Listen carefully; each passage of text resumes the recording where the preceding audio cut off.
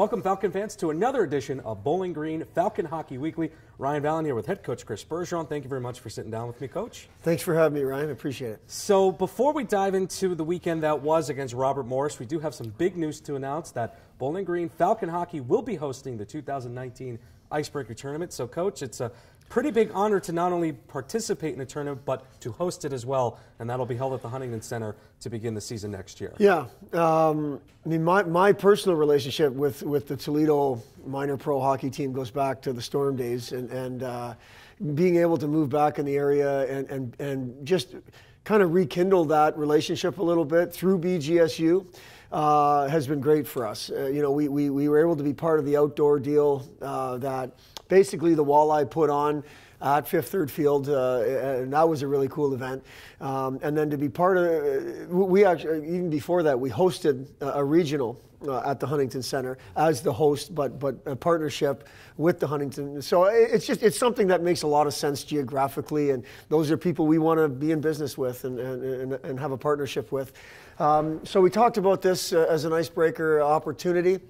I actually think we went after the 18-19 icebreaker, didn't get that, and they said, you know what, let's try to go after the 19-20, and we got it. And Western Michigan, Ohio State, RIT, all have, you know, Western Michigan has a tie to us in the Mid-American Conference, obviously Ohio State and the state of Ohio, and then RIT, two of their coaches are BGSU alums. So we think it's going to be a really fun way to kick off next year, and we're excited, and as you say, honored to be part of it and be hosting it. Flipping ahead to, or going back, I should say, to the weekend that was at Robert Morris. Friday night was not the game that you guys wanted to be, some penalty trouble, and ultimately you guys lost 3-2. Now looking back on it, what were your thoughts from the Friday night game against Robert Morris? I think that's fair. They played really hard. I don't want to take anything away from them. They played a really physically strong game, and I thought it was not a whole lot going on through the first period. The second period, we found a way to score, and it seemed like we were starting to come. We were starting to get a little more chances, keep shifts in their end a little bit more. And then we score, and we're up 1-0, and we just made two really poor decisions in my mind. I mean, the first one didn't really cost us a whole lot. It was a retaliation penalty that we made when Lucas got hit.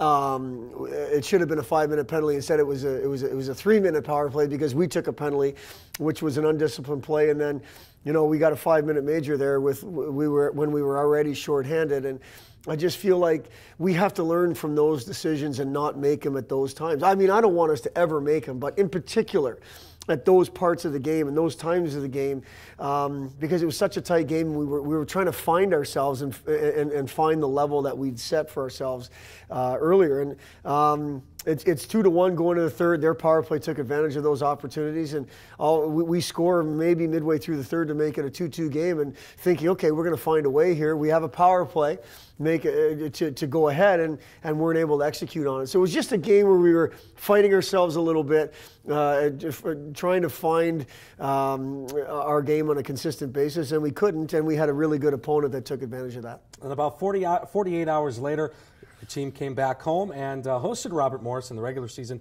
home opener, and the game kind of started off not the way you wanted to, kind of napping in the beginning with two penalties, but then you guys just rocketed for a touchdown, and you guys were able to get past RMU. Yeah, the very first drop of the puck, 8 seconds in or something like that, or something like that, we take a penalty just because we're not in the moment, not ready.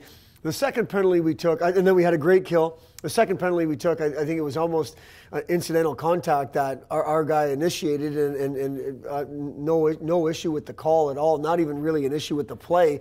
It just is what it is, and we were able to kill that one as well and use that momentum to really springboard us to a pretty good first period, and we just carried that over to, all in all, a pretty good game. Moving ahead to what is coming up, Western Michigan. Your team did play Western Michigan. That was not too long ago, it was only a couple weeks ago, Yep. your team smacked them in their buildings. Well, 6-2. I'm not sure we smacked them. They scoreboard smacked said it, though. they smacked us pretty good through 2 periods. I can tell you that. The scoreboard probably doesn't indicate the way that game was. Ryan Bednar had a really strong game, in particular through 2 periods. We did find a way to score goals and take advantage of some opportunities from a scoreboard perspective, but by no means, if anybody was smacking anybody, I think they smacked us. So we know they're a very difficult opponent. We've tried to keep them on our schedule the last few years, and we have had no luck and no success against them up until a couple Tuesdays ago or whatever it is. So we're expecting a very difficult game come next Tuesday. WCHA accolades this week. Cameron Wright was Offensive Player of the Week, and then Ryan Bednar, Goaltender of the Week. What can you talk about those 2 players? Well, I think, when we've played 4 games and we've had 8 goals, 6 goals, 6 goals, and 2 goals, and which leads NCAA ice hockey, by the way. Well, it puts people on the score sheet is what it does. I mean, we've talked about Cameron plenty. He's an offensive guy. He creates offense. He's around offense all the time, and Ryan had a shutout and played really well last Tuesday at Western. So he's a guy that should get attention to where his game is. So happy for both those guys, and we've had 2 weeks of play, I think, and we've had Bayless the first week, and then these 2 guys the second week in terms of getting league weekly honors, and that's a good thing. All that kind of press for our program is a good thing. Well, Western Michigan will be Tuesday night, the 23rd. I'll have the call for you on the Falcon Radio Network. Don't forget to follow BG Falcon Hockey on Twitter and Instagram with the handle @BG Falcon Hockey. Well, thank you very much, Head Coach Chris Bergeron, joining me. I'm Ryan Val. We'll talk to you next week for the next edition of Bowling Green Falcon Hockey Weekly.